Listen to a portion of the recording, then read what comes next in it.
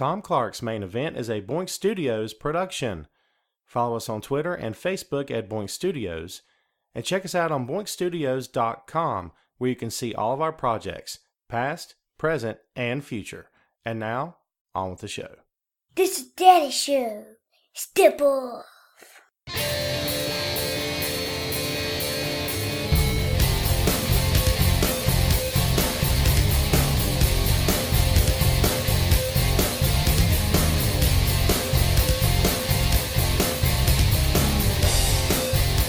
Hey, what is up?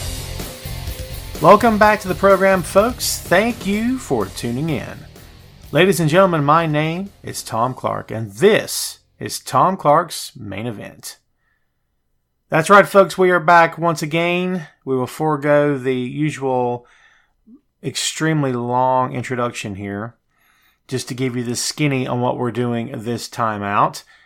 As you can see by the episode title, this is something a bit different for us here on the show. This is not a numbered episode. This is the first time we've ever done this here on the Main Event. This is actually a special bonus episode on women's wrestling. That's right, folks. We are on the verge of episode number 100, and you're going to be able to see and hear episode 100 coming up very soon. It's going to be live on Facebook Live, as it were, on Friday, August 31st. So please feel free to tune in with us for that. It will be live August 31st on Facebook Live at 12 p.m. high noon, as it were. That's Eastern Standard Time, of course. I say 12 high noon, but it's thereabouts. It's like 12:05, 12:10 sometimes, depending on whether or not I'm having issues getting to the studio or we're having last-minute preparations or that kind of thing. But having a blast, by the way, on Facebook Live. Much thanks to Wrestling Rumors, Heidi Ryan in particular, for giving us the platform on Facebook Live. It's been a blast so far, and I love taking the show to different places. So that's a pretty cool gig. I enjoy it. So if you've not checked us out on Facebook Live, please feel free to do so. So this time out, this is not episode 100. Technically, I suppose you could say it is, but we're not going to number it that way anyway. This is just a special bonus episode. And this time we have a special guest. We haven't had a guest on since Punishment Martinez was on the program from Ring of Honor. Her name is Sarah Hirsch, and Sarah is a colleague of mine. She is a writer online as well, and you can read her stuff as well as mine on the Sports Daily. Just go to the Sports Daily and go to the Combat tab on the Sports Daily main page and just click the floor seat, and that's where Sarah applies her craft. She's been writing online for a couple, 2-3 years now, I believe. We didn't get very specific about backgrounds and stuff. I've known her for quite a while. And she's doing quite well. So I like to associate myself with people who are smart about the business and have valid opinions and who are willing to be open-minded. And I feel like Sarah is one of those people. I think you will enjoy her point of view. We don't often get a female point of view here on the show, which is not done by design, by the way. It's just one of those things that it just happened to be that way. But we're going to work on changing that. So as of this moment, we don't have any special guests lined up for episode 100, but that doesn't mean you shouldn't come back and have a listen and have a watch, yes? So in the meantime, we're going to give you Sarah Hirsch, and we hope you enjoy this episode. We'll be back after the interview is over to wrap things up and let you know where you can find us. So with no further ado, here we go. All right, so here we are. Sarah Hirsch, welcome to the show. How are you tonight? Thank you. I'm doing great. How about you? Doing great, thank you. It's a tad late here on the East Coast. But, you know, we push on. Sleep is for the lame. We'll sleep when we're dead, right? Right. No rest for the wicked, I assume. Yeah. So we were talking a little bit before we went live here about what we're going to discuss. And we just started sort of tagging back and forth, and it occurred to me, we got to hit record. Let's just go. So, you know, when you get people that are as interested in the business like that and just trying to cover the topics of the day and whatnot, just go ahead and hit record and do your thing. So, exactly. Let's just go with the flow. Absolutely. So let's start off with what we actually start off with before we hit record here. That's a topic that's near and dear to your heart, obviously, is yes. the women's evolution And they've renamed this thing twice. It was the Divas Revolution. Now it's a Women's Revolution. Now it's the Women's Evolution. I don't know what's next, but it's certainly going to reach its apex. I would say coming up at Evolution. I agree. Yeah, I mean it's going to be huge. It's going to be Sunday, October 28th, the first all women's event in the history of WWE. What does this mean? Was this? And you're a pro wrestling fan. I don't necessarily look at you like, oh well, she's a female pro wrestling fan, but you know what I'm saying. But like, what does it mean for you personally, having grown up watching this stuff or whatever? And I mean, what does it mean for you now to know that the women get an entire show all to themselves? It's huge. It means a lot for me. When we talk, you're an old school wrestling fan from the NWA days, and then I kind of started watching in the New Generation era, 95, Shawn Michaels was coming up real big and stuff. The women had always appealed to me. I started watching when I was 11, so of course, you're at that age, you're looking for female role models and stuff, and when I discovered pro wrestling, when I saw female wrestlers, I just thought that was the greatest thing. So seeing the evolution of it from, let's say, starting from where I was watching, from Alundra Blaze, then you had Sable, Jacqueline, Luna Vachon, and on up, Trish, Lita, etc. It's very big. It's very satisfying and fulfilling to see that the women are really getting what they deserve. Because as well as I do, the Attitude Era, they could have kept a lot of that stuff, especially on the women's end. Yeah, so just seeing them doing main events more consistently now, and now they're going to get this all women's pay-per-view. I mean, it's going to be really good, and I really hope they pull out all the stops to it, and they're really getting a start to it with Trish versus Alexa Bliss being confirmed. Man, they have a tremendously high opinion of Bliss, and I'm not trying to discount her in any way. I mean, I like her. I don't know if I see her as being this multifaceted performer as the company seems to view her as. I mean, I try not to get too wrapped up in the black and white of the whole thing, but I look at her and I just, when you see Trish, if all you ever saw was a photo of Trish, she just exudes something, right. And she has the it factor. I'm not saying Alexa doesn't have it. Who am I to judge? I mean, she got the $1 billion company backing her up. But for me personally, when I look at her, I don't know if I'm seeing that or if I'm just seeing someone playing a role. You know what I mean? And, I guess I'm just tough. I'm a tough critic, I suppose. But kudos to her for,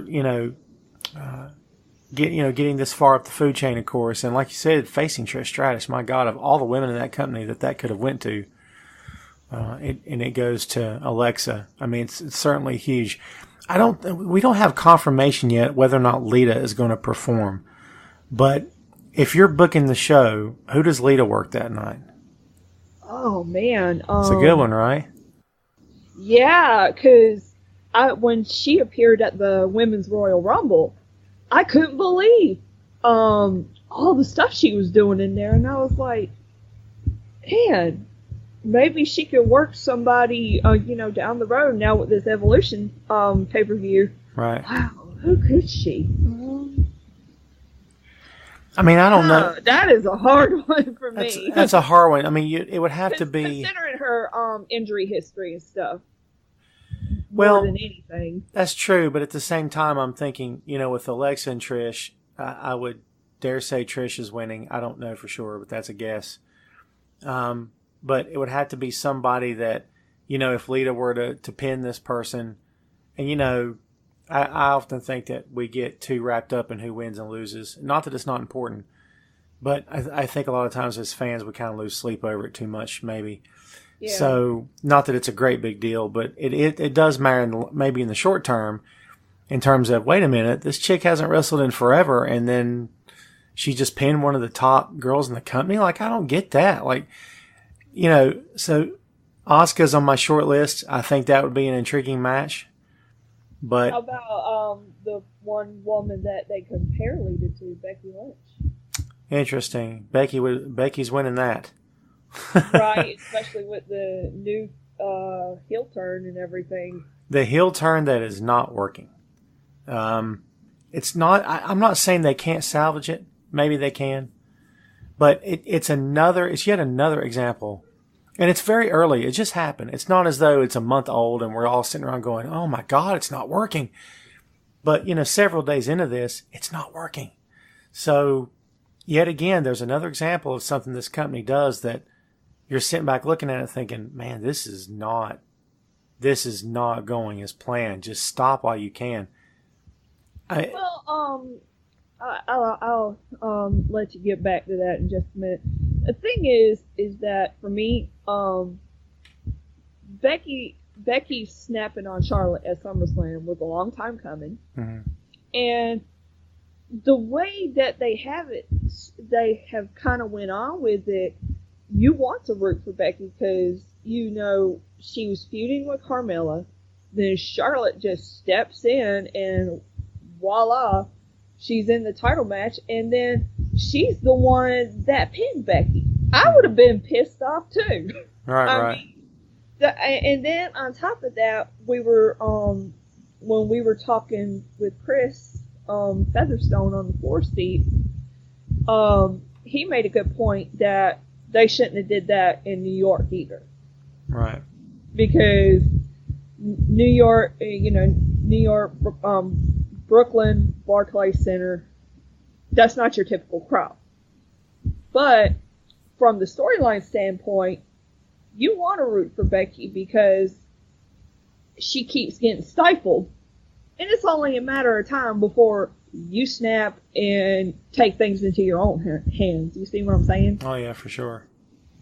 So I kind of see it both ways. And I really enjoyed her promo on SmackDown Tuesday night. Just, it seemed like real calculating, like, when you get so mad and you start talking real slow and, like, that the way she did it, it kind of felt to me that this has been building up for some time if you have been following it, and you're just like, yeah, she has a lot to get off her chest, and yeah, I can't blame her. So I don't know what they're trying to aim for, but for as far as how everything is going, I mean, you want to root for Becky. That's just the way it is. And I can't dispute with the fact that maybe there was a change needed, but I over the past few days talking about this and writing about it and so forth, I saw someone comparing it to say, okay, what if they'd suddenly just turned Ricky Steamboat heel against Ric Flair? And I'm like, that may be the best comparison I think that I've heard so far. And, comparing anyone to Steamboat is a tall order. But, right. At the same time, Becky's heel run in NXT was not, it was like less than stellar. It wasn't great. And she was Sasha Banks' sidekick, too. Well, that's true. Yeah. I just, I didn't feel it then. But when she turned face, I felt like, and, try telling any pro wrestler that they can't do something. And in my experience, it's like, well, okay, really? Well, I'll show you. So if anyone had ever told Becky, well, you can't run heel, of course her first response is going to be, well, yeah, watch this. So, can't blame her for that. But at the same time, I don't think people view her as a heel, and I think it's going to be tough. And I would hope that, especially with this specific example, that WWE at some point would maybe take a step back and say, okay, we need to somehow switch this up, because she's not yet turned on the fans. She's not done that yet. Well, she's kind of taking shots at them during her promos. So it was like she did, but she didn't take it a little further. So I think, if they do want to keep her in that direction, she definitely has to keep that going. But she did take little shots here and there. Yeah. It's kind of like a small start. I guess I'm just waiting for that moment when she looks at the crowd and says, you know what? You're as much of the problem as she is. You know, and screw you for not supporting me. But she can't say that because WWE runs this poll on WWE.com talking about did you fully support Becky Lynch during her run? And it's overwhelming. It's like 90-some%. Yes, absolutely. Duh, yeah. I mean, if you're WWE... They asked for that. Exactly, right. Like, why in the world would you set yourself up when you're trying to turn like this when girl they heel? did that poll for who they wanted to return at WWE Evolution, and like AJ Lee was like in like the highest pick, and it's like, I mean, hello. Of course people are gonna pick that. Well, if we can segue for a second, I'm glad you brought that up. I was doing this show on Facebook Live. It was like it was like last Friday, the Friday before, I believe. And someone asked a question about, do you think AJ Lee will come back for Evolution? And I said no. And since then, there's been, AJ Lee's interested. She's not ruling it out. But my main response to that was, dude, her husband got fired on their wedding day. Come on now. Fired via FedEx on their wedding day. I mean, there's a lot of things you can forgive. There's a lot of things you can say, okay, I had a hand in this. I shouldn't have walked the way I did. But when you get a FedEx envelope saying your service is no longer required, and by the way, we're not going to pay the money that we owe you, dude, like, you know. So if I'm her, I mean, obviously Punk, I would imagine Punk would say, look, if you want to do this, go have fun, totally cool. But if you're AJ, you're like, well, I don't really need the payday, so why am I, I don't know. So to me, it's a toss-up. Would I love to see her back? Yes. But if she does come back for Evolution, the second she sets foot in that ring, it's going to be chance of CM Punk, which is awesome. And I don't know, it's like WWE would be inviting that. Do you know what I'm saying?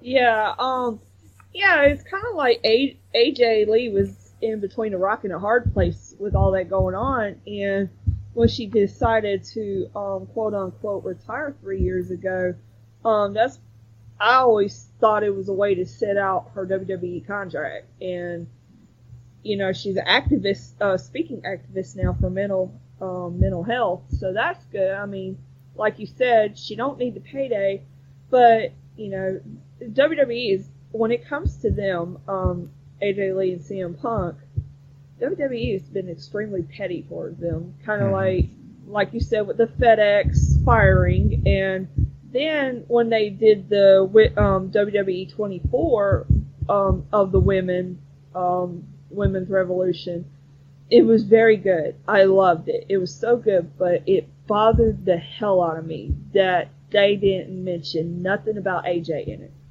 I mean, whether fans like it or not, AJ had a hand in that Divas Revolution, Women's Evolution.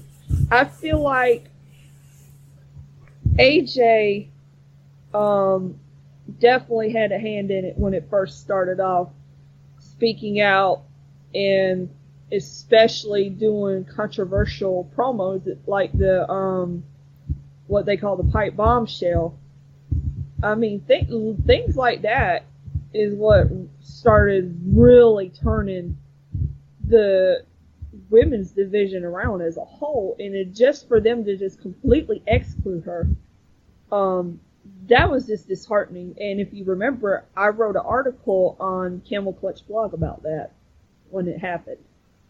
That's true. I remember that, and I know that the pipe bomb you're referring to is the one she cut. And I wanted to say she was on the ramp and the Bella Twins were in the ring, I think. Yeah. Or Nikki was.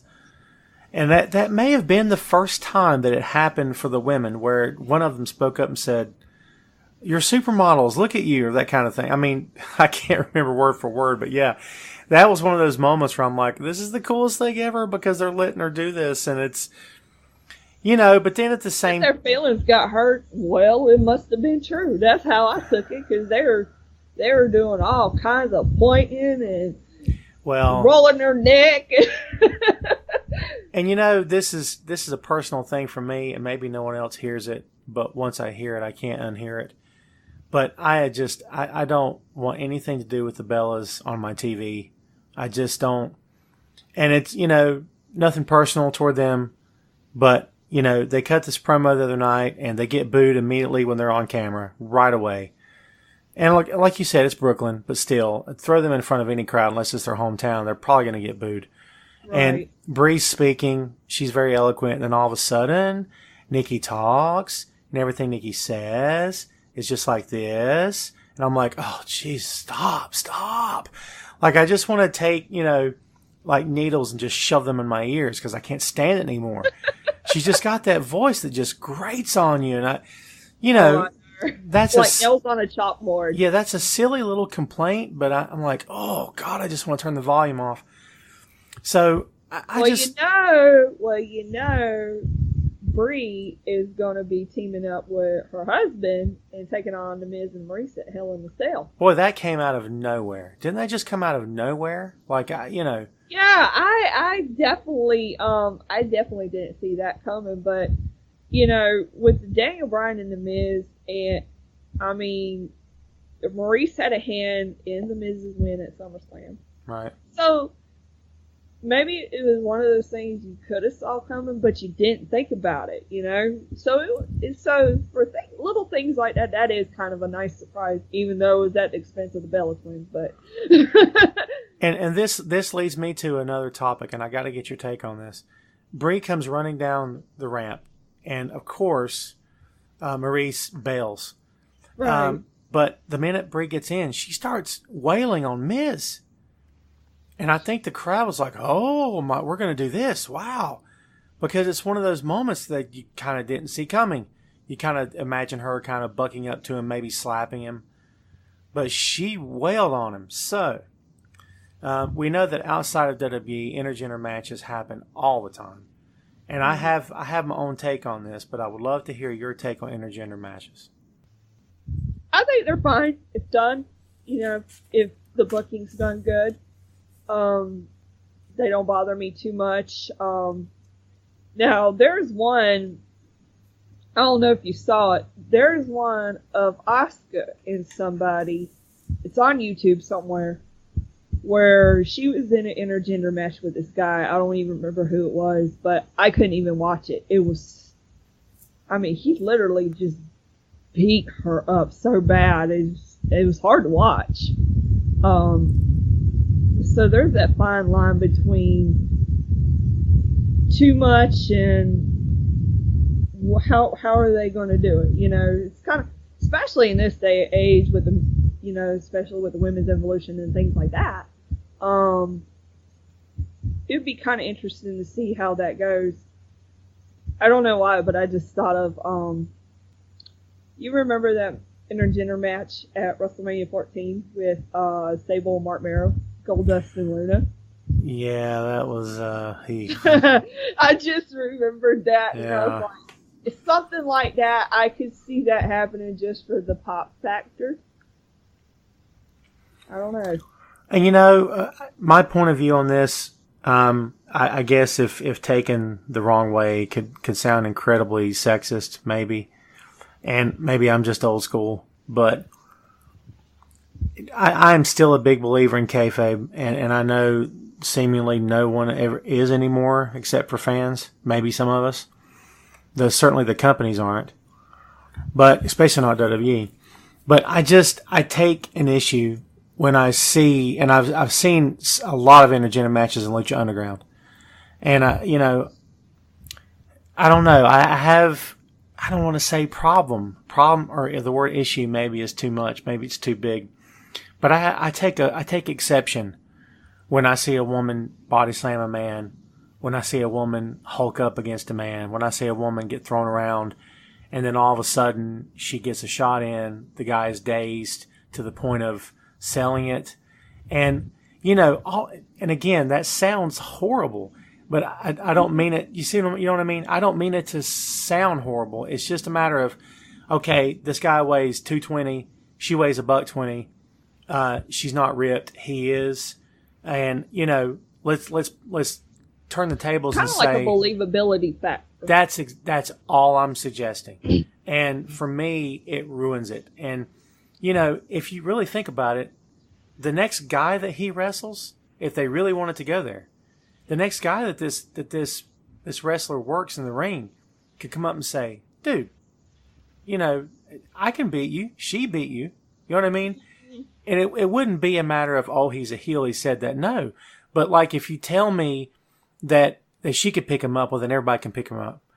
So to me, it's kind of like the first time John Cena picked up the Big Show.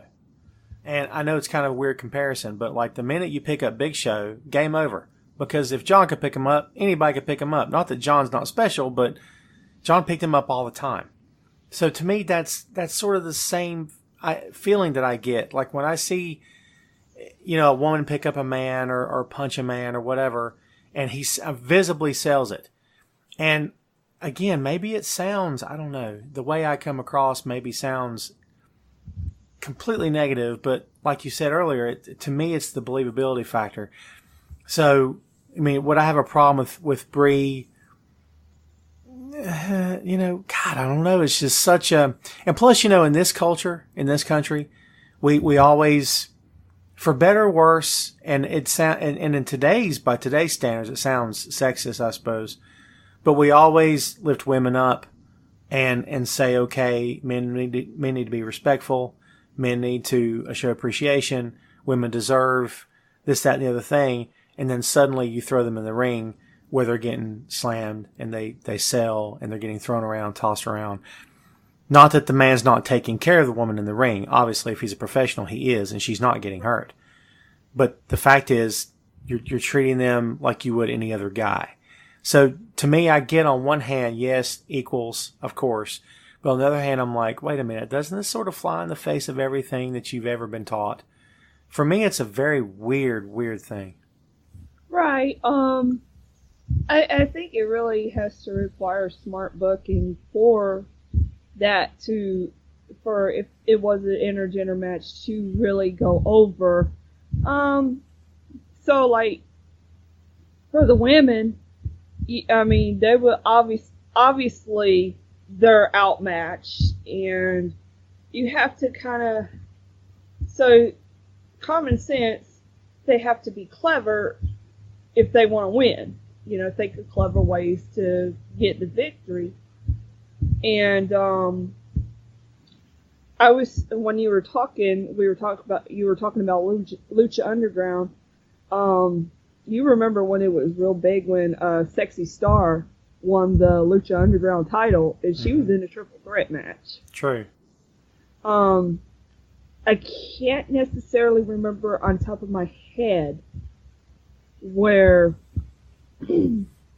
how she won, but I want to say she outsmarted both of them or one of them. It was something. I can't remember, but I remember watching it, and I was like, you know what? That wasn't bad at all. Wasn't perfect, but I was like, you know what? That was pretty cool. Right. I could be biased too. And another intergender match I was thinking about. Remember Trish and Lita, Jericho and Christian? Yeah, true. Yeah, that was awesome. Even though they lost, it was still awesome. One of my favorite Raw moments is them.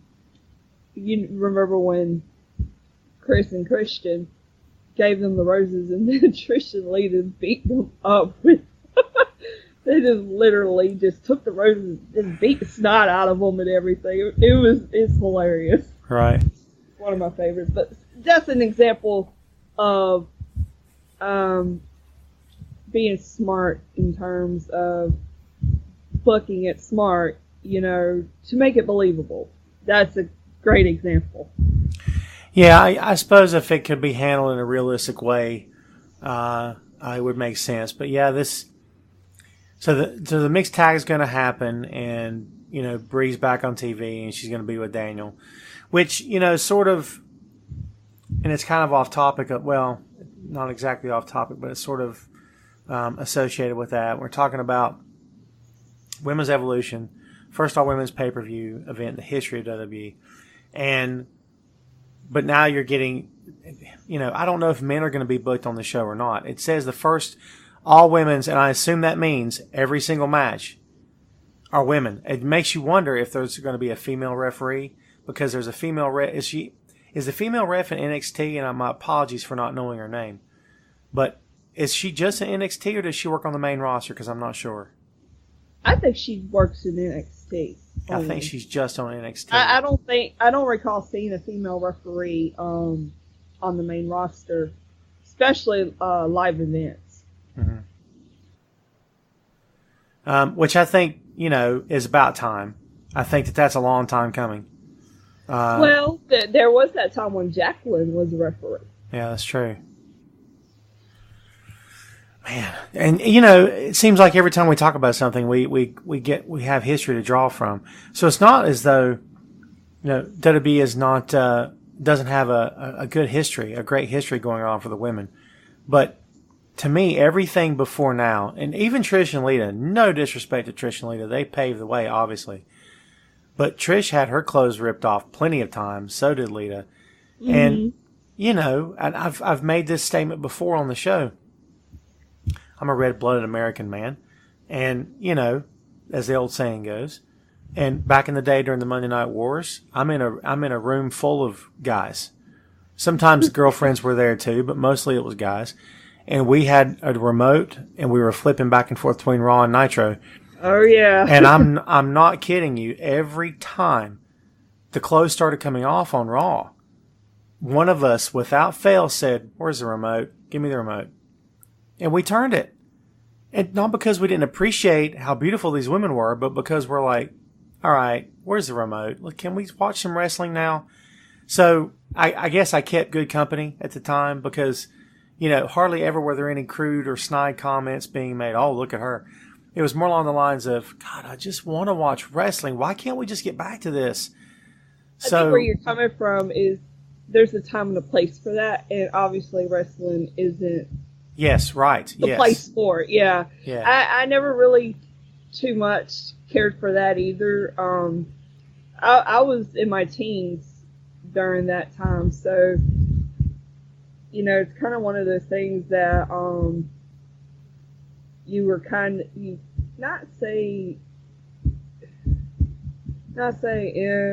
you're just like when you're younger, like oh my god, that really happened. Oh God, that had to be embarrassing. Right, I get you. Yeah.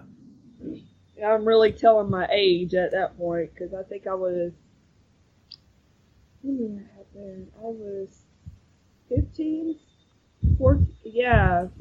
Well, it technically started in '97. I was 14 in '97. So, yeah. Well, you said the word embarrassing. Is it embarrassing for you to go back and watch that? I mean, it's not like you were in the ring doing that stuff, but. Right. Do you look at that and say, "Oh God, come on"? Do you know what I mean? Yeah, some of it. I think I was watching something. This was a while back. It was like a mud match or something. I'm like, oh my God, really? Oh God, you're just like, oh man, how far we've come. That's a good thing, especially looking back that far.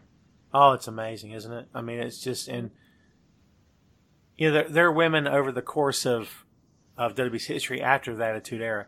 Like, I really thought one of the best examples of, and Trish gets a lot of credit, and she should, for being a great example of someone that started off as a valet, and she's the one that said, "I want to be a wrestler."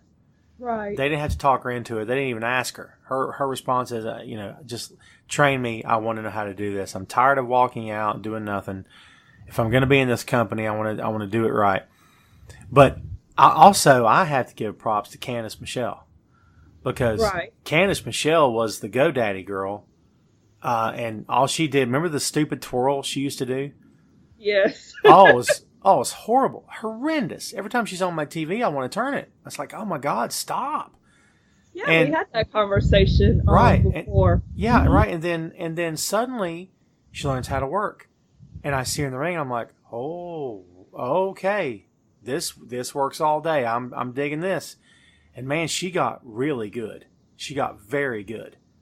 Yeah, another example too, even though it wasn't in WWE, was Brooke Adams. She was Brooke Tessmacher in Impact. She did really good on Impact. Yeah. In WWE, you would have never known that. but at Impact, she kicked ass. I mean, and pardon see, my French. I'm sort of half and half on her, because if you follow her on social media, she is still like, she's half naked, and she's got her, she's got her parts shoved up in the camera and selling pictures and stuff. And I'm like, hey, you're making a living. It's totally fine with me. You're not offending me. It's fine. But, Right. I think, and I heard Triple H one time, and he said it as respectfully as he could. But this is long before the women's revolution, evolution, all the stuff we're seeing now. This is long before this. But this is when China was still with us, and she was, I don't know if she was making porn yet or whatever, but I don't know what was happening with her at the time. Maybe she was just doing reality TV or whatever. But he gives this interview, and it was like a website or maybe a magazine or whatnot. And this is not quoting word for word, but his comment was basically, women have it tougher, because when a man is done with WWE, he could get a role in a movie. He could go work for another pro wrestling company. He might transition and go into another sport. He might do X, Y, and Z. But what is a woman going to do? What was it about the woman that made her special? Was it just her wrestling ability? Well, then what if she can't get a job as a wrestler somewhere else? What does she do then?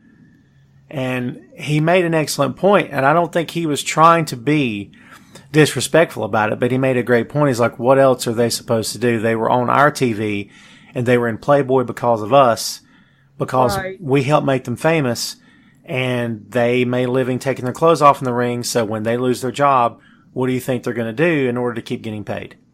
Right. And I'm like, I've never thought about it that way before. Now, I would hope that at this point in 2018, we've moved past that. So let's say tomorrow Sasha Banks is released for whatever reason. I would hope that Sasha could land on her feet in a venue that doesn't require her to take her clothes off. So, Right. Again, you said earlier about how far we've come. That is amazing how far we've come in terms of, comparing then to now. Yeah, and we have women's promotions now, like Shimmer. So there's that. Ring of Honor has the Women of Honor thing. Tennille Dashwood is a part of that. She was formerly known as Emma. Mm-hmm. But a lot of them do have a backup plan, I should say. Even though, like, Trish probably wouldn't be in this category. She has her own yoga business. There's some that are modeling. I know Cameron's doing some modeling. So yeah, I think it's definitely harder. I totally got what you were saying as far as Triple H, what he was saying. Yeah, I think it's harder. A lot of them too. Some go and have families. So Right. it's kind of like one of those things where, you kind of want to be prepared, because what if I do get or what if they do get released? Am I still wanting to wrestle, or do I want to go do something else? Some did go to college, and they might, take on that or whatever. One and two, Maria Kanellis. Mm-hmm. She stayed in wrestling even after leaving WWE. I think that was I thought that was pretty cool for her to stay in wrestling and just kind of have an impact as far as getting people over, like Michael Bennett, and when she was with the Kingdom and stuff. So I thought that was really cool that she stayed in it, and I'm not saying she's a great wrestler by any means, but Maria is very opinionated. If you ever look at her social media, she's pretty blunt, but she's very confident. And she's another one of those that has modeled and did Playboy and all this stuff. But she also made it known that she had went to school. I can't remember what she went to school for, but I do remember that I want to say WWE paid for that. Oh, wow. That's a good deal, right? I think so. It was something like that. I like Maria a lot. I always have. I liked her before because she was in the Diva Search and everything, and started in the Diva Search. She was on that. You remember that Carmella de Cesaro, the original Carmella before today's Carmella? Oh yeah, that's her right. name was Carmella de Cesaro or something. Cesaro, yeah, you're right. Yeah, it's an odd last name. She was really pretty, right? But if people caught on quick what she was there for. It's kind of like how Eva Marie was received. Oh, terrible. Terrible. Yeah. Horrible. It was kind of obvious what was going on. So when she got eliminated, Maria, went right behind her and, flipped the bird, with both hands. That was like a big moment for the Diva Search, because that was, the term, or the phrase, actions speak louder than words. That's a great example of that. Like I said, Maria isn't afraid to go there. She was one of those, I don't care, I got eliminated. Here, let me make a final statement. Well, and it kind of served her well over the years. And I try to, you mentioned Eva Marie, and I try to stay as neutral as I can, and I always have. I always try to, and because we've talked about, you see headlines like 10 WWE superstars that should be fired. I'm like, what? Just imagine someone writing a column about whatever you do for a living, 10 of your position that should be fired, and you're sitting there going, "Excuse me, this is how I pay my mortgage. Are you out of your mind?" So, a lot of ego talking. So I never want to be included in that lot. However, I will say, when it comes to Eva Marie, at about the halfway point of her run in WWE, when it's obviously not working, she can't talk, she can't work, she's clumsy, she can't do anything. About the halfway point, I'm thinking, okay, it's time to sink or swim. You've had enough time. It's one thing to be thrown on TV in a month. It's the old Nikita Koloff thing where Jim Crockett saw him in a gym on a Monday, I think it was. He's on TV Saturday because he's like, oh my God, look at him, get him on TV. I can understand in that situation. But after 6 months, 8 months, a year, come on, you got to be ready. You have to at least get to some point where you can help carry your part of the load here. And if you can't, then you need to be on your way. Right, and with Eva Marie, she had a great look. There was no doubt about it. She could have been a natural heel with all the hate she was getting. I really wanted to see her succeed, but it's obvious it didn't really happen. And kind of one of those things you hope to see her succeed, but did she get released or did she? She didn't get fired this year. She got released. I can't remember. Good question. I'm wanting to say, I don't know if one or the other. Because after, when they did the draft, 2 years ago, she was drafted to SmackDown. She kind of had this thing where she would start a match with, I think it was Becky Lynch or Naomi, one of them. Maybe it was a variety of them. And there would be a reason as to why she couldn't participate in the match. And I remember before she got suspended, her top, she had a wardrobe malfunction, quote unquote. Right. And after that, she had gotten that suspension for the wellness policy. True. And we never saw her again until WWE announced that she wasn't no longer with the company. So. Yeah, it says that Eva Marie announced that she and WWE had parted ways on August 4th, 2017. So. Okay. Yeah, no big loss for them. They didn't miss a beat. But it's another example. And again, I'm tough on this company, but they deserve it. In a lot of instances, they really deserve it because they set the example, and they had her around because of her looks, and that's the only reason she was there. She provided nothing. And I said this publicly on Twitter about Lana. And I didn't tag her in the tweet. But I essentially said, Lana, and this is way before she ever got in the ring, and God help us, she's in the ring now. But I said essentially that Lana does nothing. She does nothing. She walks down to the ring with Rusev, and she does nothing. She doesn't get involved in the match. She doesn't get heat for him. She doesn't distract the referee. She doesn't get her hands dirty. She just stands there. And Lana blocked me on Twitter. And, oh yeah, I remember that. Right, and I didn't curse. I didn't get nasty about it. I just gave my opinion, and she didn't like it. So fine, but give me sensational Sherry. Give me Sherry Martel any day of the week and twice on Sunday. Yeah. That is and I'm not going to say a woman that earned her keep. That's a talent that earned her keep. That got out there and said, I'm not just going to stand here. Let me get in the match. Let me get involved. I can help run this for you and help get this over. Lana stands there. And see, when I first started watching, and I would go back to in the 80s, early 90s, back then we had a video store, and you can rent videos all you want to. There was no Netflix in the 90s. Right. I would watch that stuff, and I remember Sherry. Oh my God, I hated her when I was young. But that was awesome because she was good at what she did.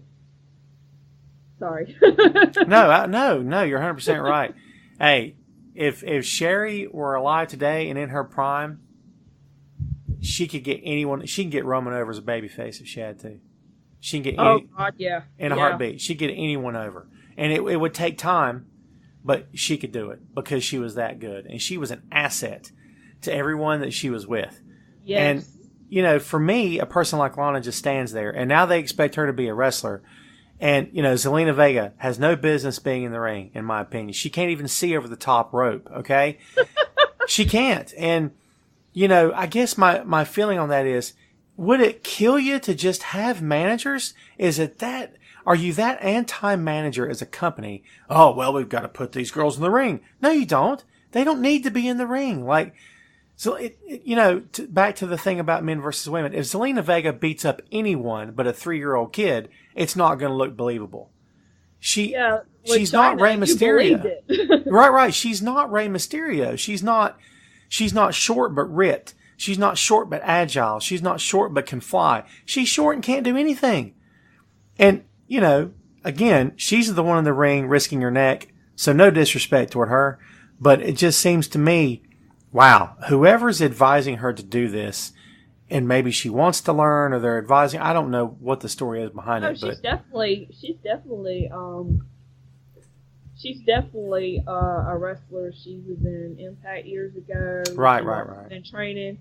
But yeah, going to the managers, that really is a lost art. And I think that's one of the reasons why when Paul Heyman's out there, even though Paul Heyman is tremendous at what he does. Mm-hmm. There's nobody like him. I mean, you don't see nothing like that today. It's in WWE. Right. I mean, there's so many of them that could probably do a lot better. They're kind of doing, I wouldn't say they're really doing it with Dana Brooke right now with Titus Worldwide, but, perhaps if they were in a manager's role, I think that could eclipse what they've done in the ring. And I like Lana. I personally like her. I liked her when they first came in, and she would always cut the promos. I said, well, she's good on the mic, so. I love how suddenly she's not Russian anymore. That's yeah. Yeah, kind of like when Kofi was all of a sudden not Jamaican anymore either. Right. But I like Lana. And one thing about her, I follow her on Instagram, and I really like her passion. She says she trains and she wants to get better. She has all these intentions. So, I mean, I can't take that away from her. If you want to get better, that is great. I mean, the fact that, you're trying, that gets my vote, because I took one bump in the ring and that was it for me. So imagine them training and putting their body through that. So the ring hurts. Yeah, depends on whose ring you're in, but they hurt so bad. And The first time I took a bump, I didn't take it right. Man, it's like looking up at the lights and two guys are standing over me smiling, going, "Are you okay?" And I'm like, just let me lay here for a minute, man. I need to breathe. Oh, we did a really old school. We had like a wooden pallet. My brother was into the backyard wrestling thing. Mm-hmm. And he was getting started actually working in the independent scene. And he was like, "Yeah, just take this bump." And yeah, of course I took it wrong too. My right shoulder hurt for a week, and I was like, "No, I think I'm better off in the stands." So I used to say, "I want to be a wrestler." No, that's okay. So I'm going to pose this question to you, and I'm going to answer first, and I'll give you a minute to think. Maybe you don't need a minute. I don't know. So if all the women on WWE's roster, you've got your own promotion, but you get to take one woman and build your women's division around her, who would you pick? And before you answer, my pick is Becky Lynch, and here's why. Of all the women in WWE's locker room right now, I'm talking all the way down to NXT, and this even includes Ronda. Becky Lynch is the pro wrestler. Bayley is the lifelong fan. Sasha has stars in her eyes.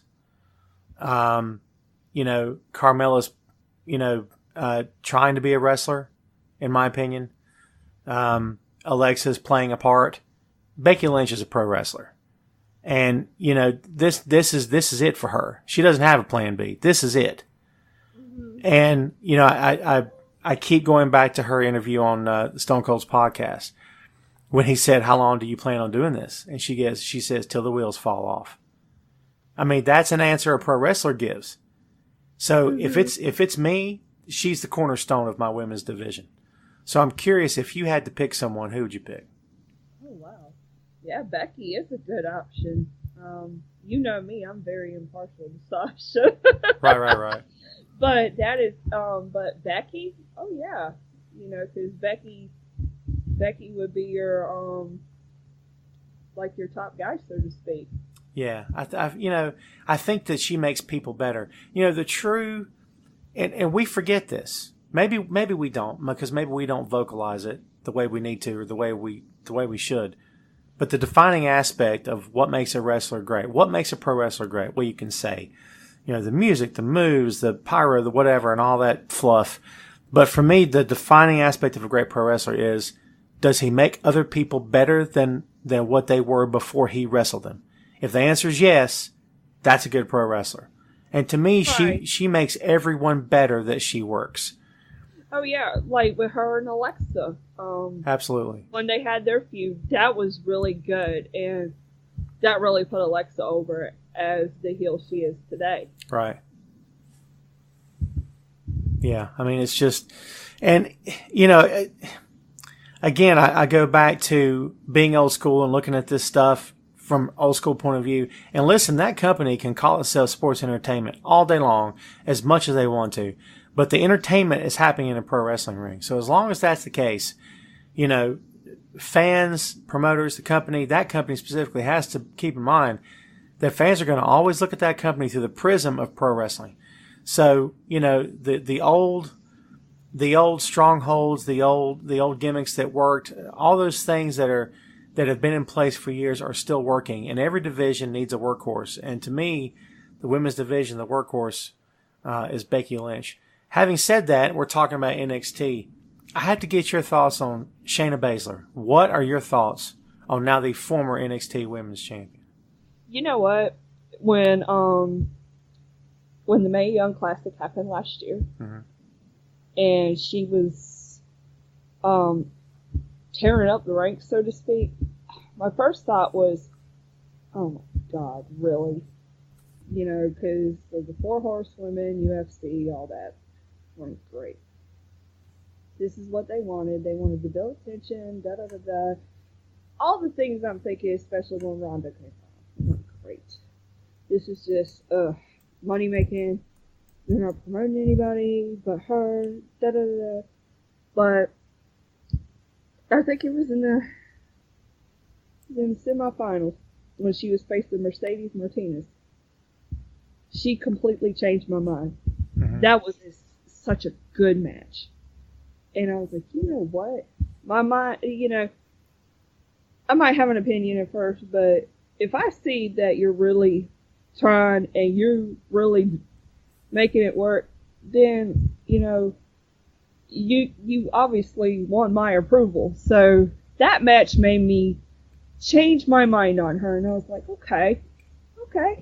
And of course, too, with the commentary, they're explaining the background, how Mercedes had trained Shayna when she made the transition to wrestling and stuff. And it was a real good story told and everything in the ring. I was like, you know what? I think I like her. And then with the finals with Kairi Sane, that was good too. And I was like, you know what? She gonna be all right. I like her. Right. And so now she's been champion and everything in NXT. I mean, she continues to do a good job in my opinion. Her matches with Ember Moon were good. And then this past match at TakeOver with Kairi Sane, I was very, very surprised that that Kairi Sane won. But Kairi Sane is really good at storytelling. I mean, she's this pirate princess. I mean, just believes in doing the right thing and just has this way of making you root for her. Like, she's going to find a way to pull through in this match. I mean, somebody such as Shayna Baszler is this is somebody that was unstoppable. I mean, just plowed through the roster like you would normally see when it comes to her. I mean, of course, she's had matches with Nikki Cross and things like that too. And so it's not like she was squashing everybody. So you're like, okay, their match at Mae Young Classic, it has to be along those lines. But how if Kairi is going to win, how's she going to pull it off? But it was very good. I think I liked their first match better, but the second match, this past match, wasn't bad either, and I really enjoyed it. And Kairi's just such a great storyteller to me, and then Shayna did pretty good too. So I mean, it's kind of one of those things, and I'm pretty sure they're gonna have a rematch, and I'm really interested to see how that's gonna play out too. Well, I hate the pirate gimmick. I can't help it. I think it's terrible. I don't either. I'm just glad they changed the music. It was like a Disney movie. Dun, dun, dun, dun. Yeah. Yeah. God, it's terrible. But I'll tell you what, she's a tough little chick, man. Yeah. God, man, the word scrappy doesn't do her justice. Going back to the believability we were talking about. Oh, of course. Yeah. I can get behind, that. Yeah, I love the elbow. I love the elbow. It's a thing of beauty. I wish she would stop for the sake of her own longevity, because I don't know how long you last in the business when you consistently land on your hind end every single night, multiple times. I mean, eventually that's going to catch up to her. So, and a lot of them too. Not that there's anything wrong with it. A lot of them are tiny. I remember, who did I meet? I met somebody. Gail Kim, it was her. Right. I could not believe how freaking tiny she was. So they're taking a beating in the ring, especially that small.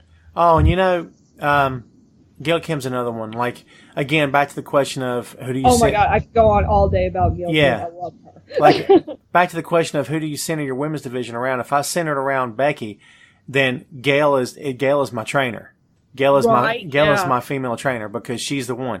And every woman that comes through my company goes through Gail and says, okay, Gail has to give you the check mark, and if she doesn't, then you're not ready. Mm-hmm. Yeah. God, she's so good. Gail Kim is one of those that WWE just did not do her right at all. Not at all.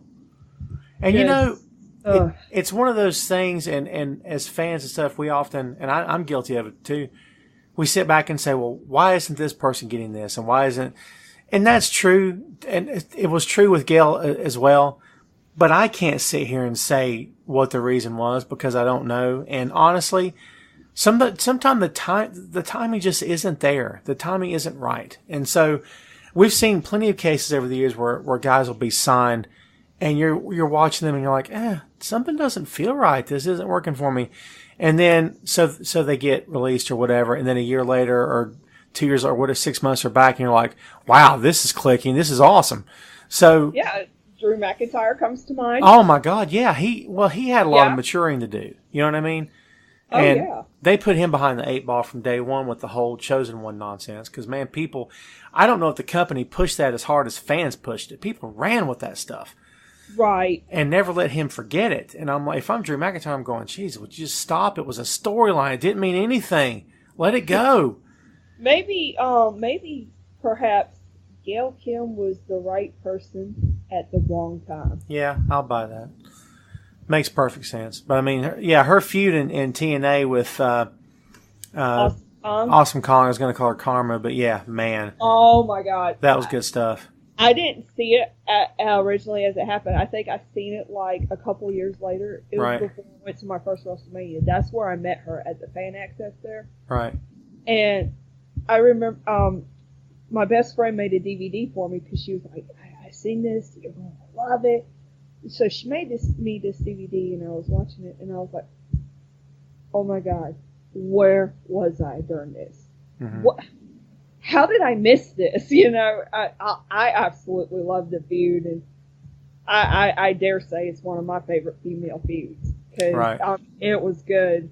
Like I said, we kind of had this theme going on with the believability factor here. Yeah. Like I said, Gail Kim is massively tiny, and then you got Awesome Kong, who's a way bigger girl, but I mean, it was like a David versus Goliath Absolutely. in the women's division in Impact Wrestling. But man, they went to war when they feuded. Oh yeah, for sure. Yeah, great example. I mean, there's, and I'll be honest with you, I could talk all night and all day about this stuff because it's, you know, I live, breathe, and eat this stuff all the time. Yeah. I can't help it. So, I don't know how you sum this up. This feels like a 12-part conversation. We'll have to kind of do our own like little thing, maybe. Okay, let's talk about this. We'll go from here. Right, like a 9-part series on women's wrestling or something. I know, because I was writing on my notebook while we were getting everything set up, and I'm like writing on the side, Neville, All In. Okay, we need to talk about Trish and Alexa. Yeah. And we didn't really talk about the guys. Yeah, then it all became just women's wrestling. By the way, I don't know if did you ever pick up Sisterhood of the Squared Circle? Not yet. I got it in my wish list. Oh, it's so good. It's so on good. Amazon. I'm going to buy it, just not right now. I have to. I got other things to do, but I got it in my wish list. I got I definitely have I know I got several wrestling books I actually want to get. So right. It's one of the best. It's definitely what I want to watch. Want to read. It's got to be the definitive book on women's wrestling. If there's a better one, I don't know what it is, but I can't say enough good things about it. Fortunately for me, I got a copy sent to me when I interviewed Pat LaPrade, who's the author of the book. Smart guy, knows the business, did a ton of research for this thing, and it really is like stepping back in time. If there's one movie, and people are talking about, they're going to make the WWE movie, and they've got Bradley Cooper's going to play Vince McMahon, and they're going to do this, that, and the other, and I'm like, first of all, I don't need to see Bradley Cooper as Vince McMahon. I don't need to see a WWE movie. I see a WWE movie when I watch WWE. That I don't need a movie. Yeah, really. I don't need a movie about the movie. Take your pick. Right. So, if it's me, if someone asks me, okay, Tom, so we're going to do a pro wrestling movie, what do you think? I say, women's wrestling, Jack. Go back to the 40s and 50s. Let's start from there and let's go up, because to me, that's some intriguing stuff. And this book is like, yeah, that's definitely something I want to really look at and stuff, because I've especially WWE always goes above and beyond when it comes to Moolah, Mae Young. There was Judy Grable, that's somebody I've wanted to kind of read about and study too. I've heard about her a lot. I remember Natalia having something to say about her one time. Oh man, yeah, I really need to. You can really learn a lot of stuff from the old days. And there's a movie. Never too late. There's a documentary about women's wrestling that unfortunately is not on Netflix, and I'm going to end up having to. I think I've searched it on Amazon trying to find a copy, but they're not cheap. It's called Lipstick and Dynamite. Lipstick and Dynamite. Let me write that down. Yeah, and it's like the history of women's pro wrestling, and I don't know what the cutoff time is. I don't know if it was done in the 2000s or late 90s or when it was, but I've read nothing but great reviews. I just think it's out of print. I think you need to find someone that's bootlegging the copies, or maybe just has a copy of it or whatever. But I was going to say, if not eBay, somebody might have it on YouTube somewhere. That's true. People That's are good true. about that. I haven't searched YouTube for it in a long time, so maybe by now there is something.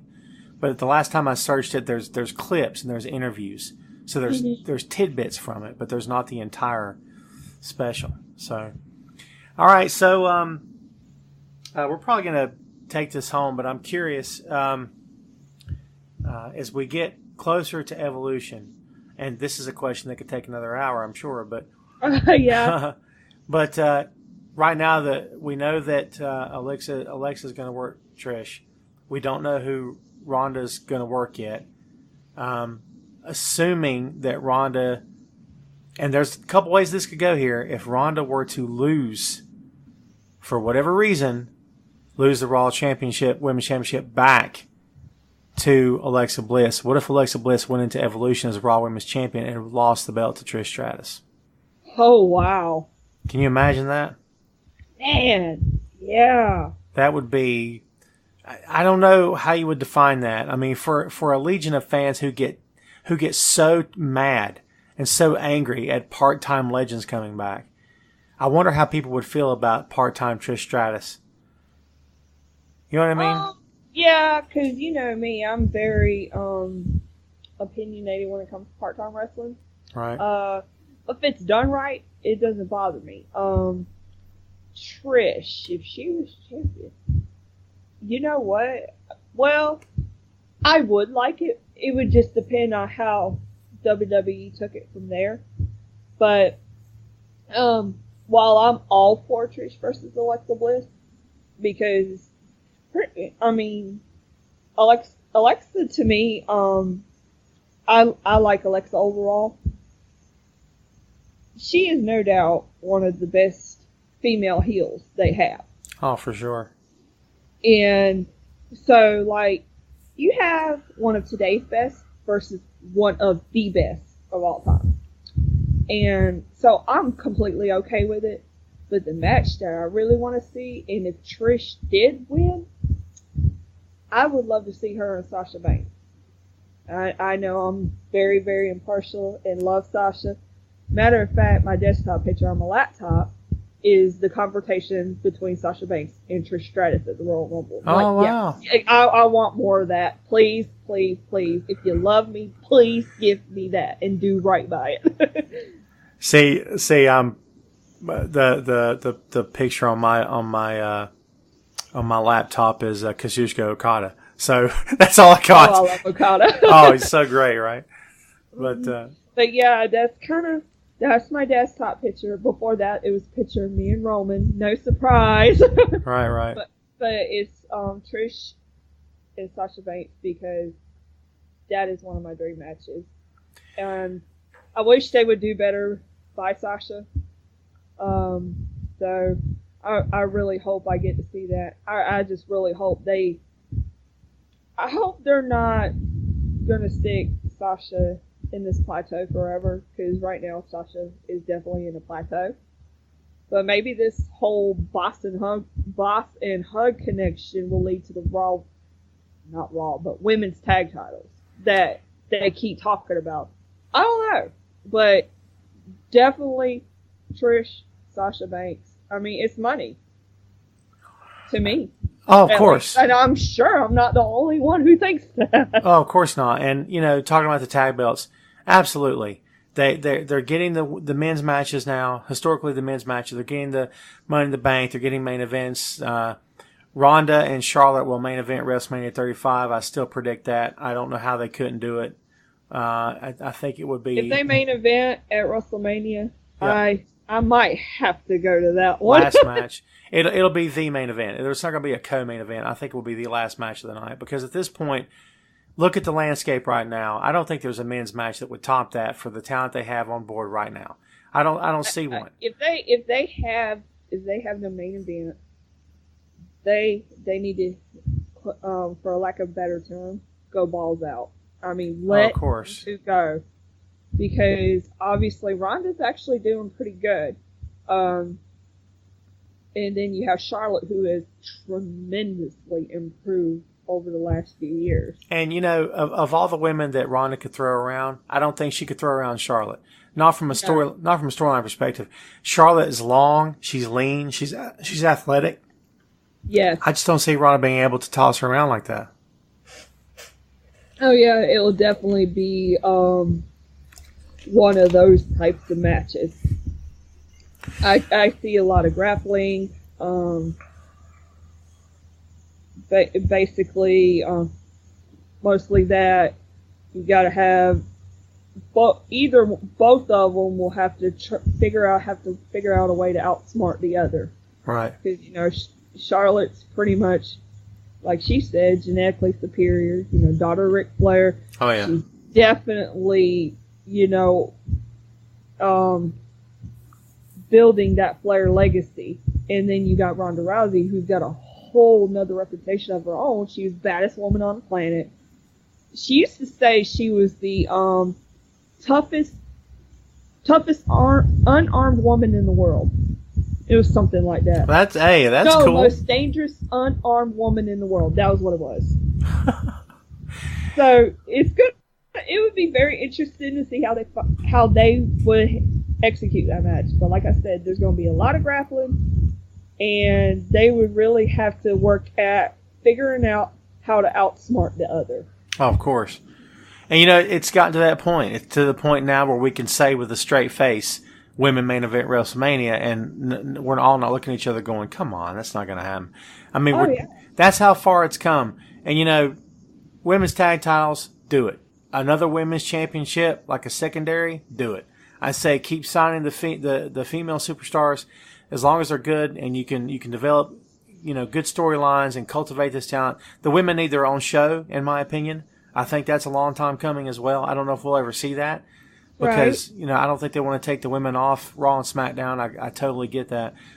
But one day, and maybe it's here now, or if it's not here now, it'll get here soon. We'll get to the point that we're complaining about other things about women's wrestling. We won't be complaining anymore about women are not getting their shot. Women are being ignored. It'll be like, oh man, this storyline's stale. She's not cutting it, but she deserves a shot. And, in my opinion, women's wrestling deserves just as much of a chance to suck as the men's wrestling does in WWE. Do you know what I mean? Yeah. There's been some pretty bad matches in the past. Well, yeah, but you know what I mean? Like, suck for the right reasons. In other words, it's not that it sucks because they don't get a shot. It sucks because, the more that the company supports something and gets behind something and advertises it and pushes it and puts it in your face, there's always going to be moments when they drop the ball. But listen, at least they're dropping the ball. At least they're screwing up. At least it's no longer hidden in the closet and treated like a bad word like women's wrestling used to be. So at least it's out in the spotlight. Yeah, a lot of it, too, has to be trial and error as well. Oh, of course. Right. Yeah, I mean, it's not going to be perfect, but, I mean, it could be a lot worse. And there you have it, folks, the bonus episode of Tom Clark's Main Event. Much thanks to Sarah Hirsch, of course, for participating, for being on the show. We appreciate her company and appreciate her input on this episode. It's a big time, man, if you're a women's wrestling fan. It really is. It's an important era for the business. It's especially important for WWE. As we touched on a little bit in the episode there, there's other companies have featured women's wrestling for a while, Shimmer and other companies out there that have done justice to it, including Women of Honor now and Ring of Honor. But WWE is the standard bearer, honestly, and for American pro wrestling. So as other companies continue to grow and flourish, which is a great thing for pro wrestling, for the business in general, we always hope that the women will get their moment to shine, and they deserve it. The women have earned their place in this business, and we're very glad as pro wrestling fans to see that happen, and hopefully you feel the same. So let's talk a little bit about where you can find us and where you can read the stuff and where you can see the podcast and listen to the podcast and all that great stuff. As always, you can find us on iTunes. We're also on iHeartRadio. You can find the show on YouTube. So please feel free to check out those platforms. You can also find us online if you care to open your browser. TomClarksMainEvent.libsyn.com. That's Libsyn, Libsyn.com. And of course, you can always find the show, you know where, BoinkStudios.com. The links to our podcasts are on the top of the page. And if you're using the app on your browser, or using the website on your browser, it's got a little bit of a new layout. It's very nice. Yours truly worked on it himself. I'm pretty happy with it. Pretty proud of it. Hope you dig it. Hope it's a little bit easier to access, as it were. I had a little bit of input on that thing from folks who are like, dude, this thing's a little hard to navigate. So hopefully we have fixed those issues. And hopefully there's not a lot of background stuff happening right now. I realized when I recorded the intro to this particular episode, my bass amp was on. So if you hear an odd electronic humming, don't worry. The aliens are not close. At least not that we know of. At the moment, that was just yours truly in the middle of, jamming out. It's a low-end lifestyle, my friends, and I'm all about it. So where else can you find us? You can find myself on the usual haunts. I'm on WrestlingRumors.net, on the Sports Daily as well. I've got a third project coming up in the very near future. I'm really excited about it. Can't wait to get started. I will keep you abreast of that as I sort of get my feet on the ground with it. When I start working for this said website, I will let the cat out of the bag. But right now, I'm sort of keeping it under wraps, as it were. I'm pretty pumped up about it, and it's going to be exciting to get my name on there and to see where everything goes from there. If you're curious, I have stopped posting and stopped working with a couple of different websites. I finished up with them. It's no disrespect to anyone involved, but the man's schedule gets busy, and life calls, man. You know what I mean? So you have to answer the call to life, and sometimes you get busy with other things, friends, family, work, the job, that kind of stuff. But I've enjoyed my time on everywhere I've written thus far for the most part, and thank everyone for giving me the platform. It's very important to me as a writer to be able to get my name out there, to continue working hard, and hopefully you folks appreciate the effort, because trust me, I'm definitely making one. I just love this business. I love my part of it, my small corner of the pro wrestling business. I'm enjoying it immensely, have for a long time.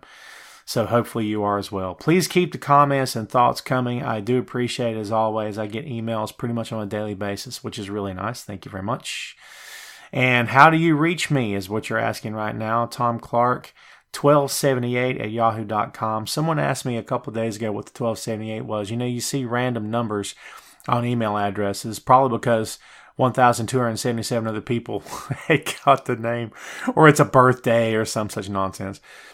But no, not me. 1278 is the number of columns I wrote for Bleacher Report in the 7 years I worked for that website. That's a badge of honor for me, and I wear that with pride, so that's where that number comes from. And the number also has some other significance to me as well, but I won't get into that right now. But that's all we've got for you right now, man. We do appreciate you coming back with us and hanging out. Thanks again to Sarah Hirsch. Be sure to check her out. She's on Facebook as well. Just look up Sarah Hirsch, and please check her out on the floor seat on the Sports Daily as well. She's also on the Chairshot, which yours truly is contributing one paltry piece per week, which seems like a little bit of nonsense. But thanks to Greg DeMarco for putting up with my lack of effort, as it seems. It's not done intentionally. It's just really all I've got time for, to be quite honest with you. It is what it is. But thanks again for hanging out, man. Thanks again for listening. And we will see you next time on Tom Clark's Main Event.